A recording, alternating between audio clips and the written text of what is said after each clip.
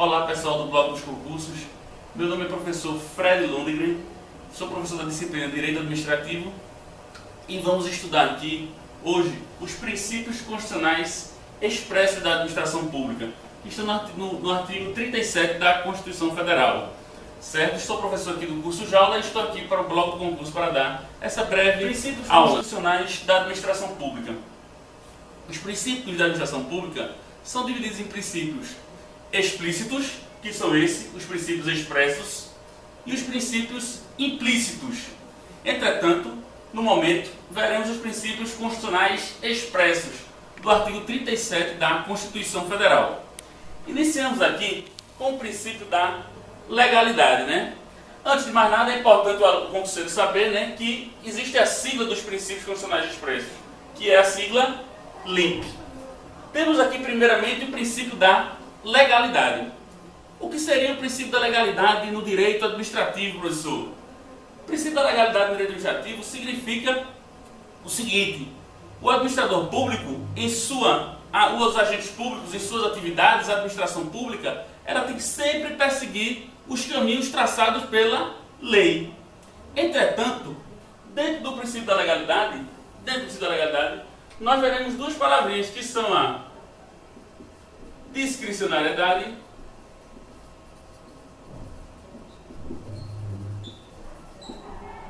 e a vinculação. A discricionariedade são aquelas hipóteses em que o administrador público se vê diante de uma hipótese em que a lei dá margem para a sua atuação. Ela vai dar uma margem. Por exemplo, a concessão de uma licença para capacitação. A lei diz: o administrador público poderá conceder a licença para capacitação. Se ele poderá, ele vai ter a hipótese de conceder ou negar a licença. Então temos a situação de discricionariedade, onde o administrador público vai se valer dos critérios de conveniência e oportunidade. Como exemplo que eu falei, uma licença para capacitação. A administração pública vai analisar os critérios de conveniência: esse curso é importante, eu posso dispor desse servidor, eu só tenho ele, pode ser que ele pode ir para esse curso, não pode. Então será um ato de discricionariedade. Na vinculação não. O administrador público ele está totalmente preso à lei. Totalmente preso à lei. Ele só vai fazer aquilo que a lei determina. Por exemplo, numa licença para gestante. A licença gestante, chegou um momento, ela vai lá requerer a licença e a administração pública não vai poder negar. Ou seja, estaremos diante de uma situação de vinculação. Discricionariedade, margem na lei. Margem na lei. Vinculação não. O administrador público vai estar completamente preso à lei. Esse é o princípio da legalidade.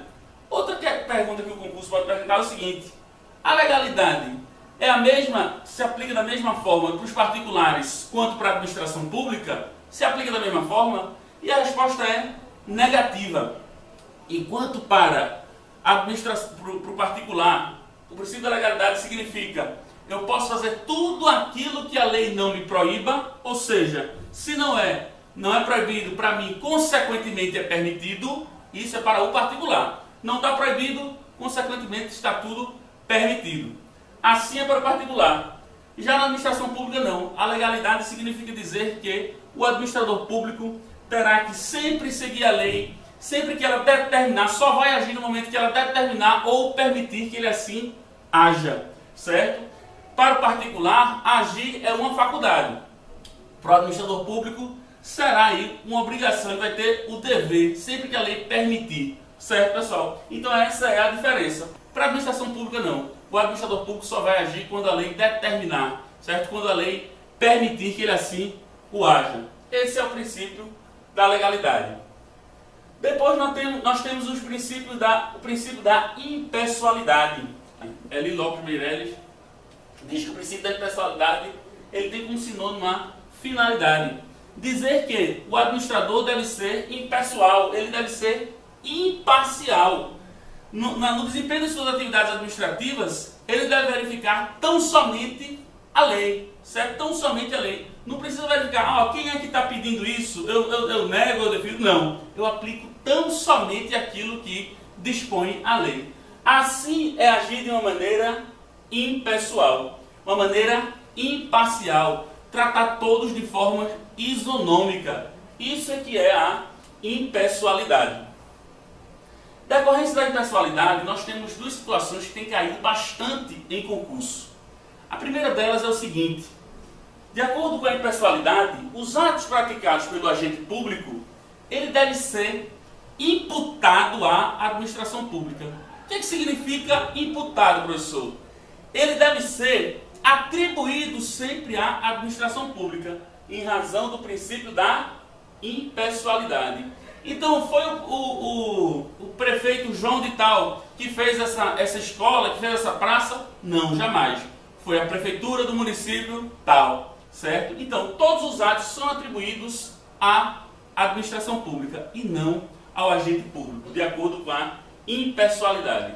Então, a palavra-chave aí, ó, imputação. Imputação do ato do agente público à administração pública. Nós temos também outra consequência do princípio da impessoalidade, que é a vedação da promoção pessoal. A proibição da promoção pessoal, que infelizmente ocorre bastante na administração pública. Como assim, professor? Vedação da promoção pessoal. Existem vários administradores públicos que, quando conseguem ir por um mandato eletivo, entrar na prefeitura, no governo do estado e tal, eles mudam todas as cores do prédio. Isso aí é contra qual princípio, professor? Contra o princípio da impessoalidade. Ele está tentando fazer a promoção pessoal.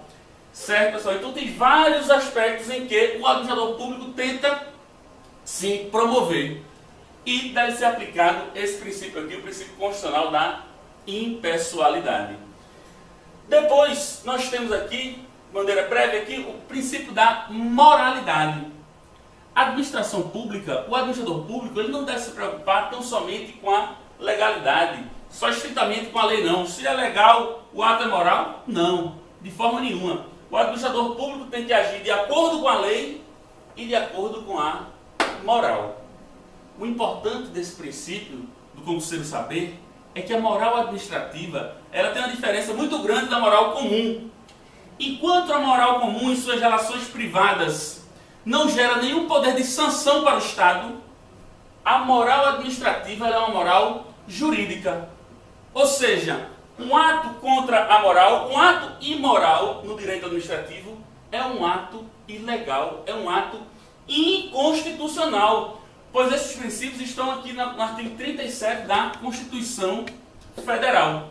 Então, pessoal, a moral administrativa é uma moral jurídica. Um ato administrativo imoral, ele pode ser anulado, professor?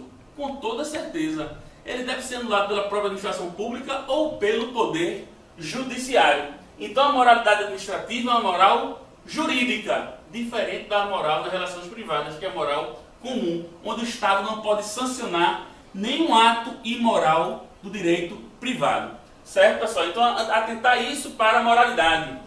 No concurso público, sempre que você vê a moralidade, você vai ver algumas palavrinhas-chave, como, por exemplo, o administrador público deve agir com a boa-fé, o administrador público deve agir com a probidade. Tudo isso tem a ver aqui com a moralidade. E é assim que deve o administrador público agir. É dessa maneira que ele deve agir. Posteriormente, nós temos o princípio da publicidade. Por que a publicidade é um princípio tão importante, que é um princípio constitucional? A publicidade, gente, ela significa... A publicidade é através da publicidade que nós controlamos o Estado, certo, pessoal? Controle que nós controlamos, certo? Tem tudo a ver com o controle e a publicidade. A publicidade também vai ter a ver com a transparência. Isso tem caído bastante em concurso, certo? Nós temos aí a lei de acesso à informação, tudo isso decorrente do princípio da publicidade. Professor, o que cai no concurso sobre a publicidade? Vamos lá. Todos os atos administrativos necessitam obrigatoriamente ser ser publicados? E a resposta é não. Nem todos os atos administrativos precisam ser publicados. Nós temos como exceção ao princípio da publicidade os atos que tratem da intimidade, a intimidade das partes, ou os atos que o interesse público exijam que não sejam publicados. O interesse público exige que esse ato não seja publicado. Exemplo, seria inteligente da parte do governo brasileiro dizer qual foi a tecnologia contratada para a proteção do espaço aéreo nacional? Lógico que não, certo? Então, é o interesse público, a segurança nacional exige que tais atos não sejam publicados. Então, vamos lá, exceção à publicidade. Quando envolver a intimidade das partes, protegida aí no artigo 5º da Constituição, ou quando envolver a segurança nacional, o interesse público exigir que o ato não seja publicado. O que mais cai no concurso sobre a publicidade? Vamos perguntar o seguinte: a publicidade é elemento formativo do ato? A publicidade é elemento formativo do ato? E a resposta é não. O ato, antes de publicado, ele já está formado, já está pronto. Entretanto, a publicidade é condição de eficácia dos atos administrativos. Publicidade, condição de eficácia dos atos administrativos. Outra questão do concurso, que já foi vista na prova da Fundação Carlos Chagas. Os atos administrativos precisam ser publicados na íntegra? E a resposta é, como regra, não. Os atos administrativos, como regra, não precisam ser publicados na sua inteireza, na íntegra, de forma nenhuma. Podem ser publicados em extrato, um resumo do ato administrativo. Entretanto, a lei exige que os atos de caráter normativo sejam publicados na íntegra. Por exemplo, a resolução do CONTRAN, Conselho Nacional de Trânsito, tem que ser publicado na íntegra. Por quê, professor? Porque vai obrigar todos os administrados. Por isso que esse ato precisa ser publicado na íntegra. Os atos de caráter normativo têm que ser publicados na íntegra.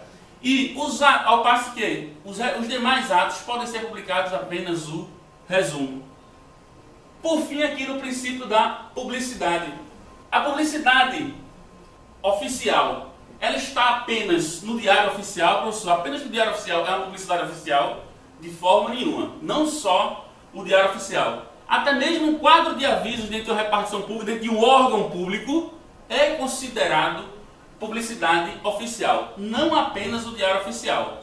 Entretanto, determinadas vezes a lei exige que esse ato seja publicado no diário oficial. Aí a publicidade só terá sido atingida quando ele for publicado, nesse caso, no diário oficial.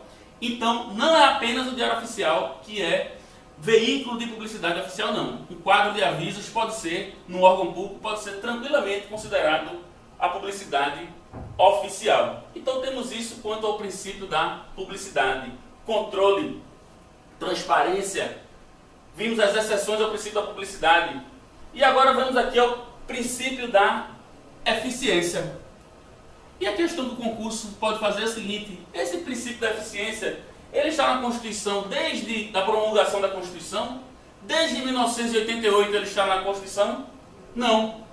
Esse princípio veio posteriormente com a Emenda Constitucional 19 de 1998. Emenda Constitucional 19, 10 anos após a promulgação da Constituição, é que viemos a ter aqui o princípio da eficiência, que vai dizer que o administrador público, além de agir com a legalidade, impessoalidade, moralidade, publicidade dos atos, ele tem que ser eficiente. A administração pública tem que ser eficiente. Temos algumas palavras-chave como a relação entre custo-benefício deve ser abordada na administração pública? Com certeza. Eficiência, custo-benefício. O estágio do probatório veio para garantir qual princípio, professor? Princípio da eficiência. O serviço público ele tem que ser eficiente? Com toda certeza. O serviço público tem que atender a todos. Ele necessita ser eficiente. E por fim temos que dizer que a Carlos Chagas já cobrou como princípio da eficiência nos serviços públicos aquele que está mais próximo ali do administrado. Portanto, esse que é o princípio aí da eficiência, atender a todos de maneira eficaz, de maneira célere. A palavra celeridade cai muito aqui como princípio da eficiência. Então, meus amigos, é isso aqui. Os princípios constitucionais expressos, está aqui o LIMP, certo? Artigo 37 da Constituição Federal. Professor, existem outros princípios? Existem sim os princípios implícitos, que isso deixaremos para outra ocasião, para outra aula. Um abraço a todos, muito obrigado aí pela atenção.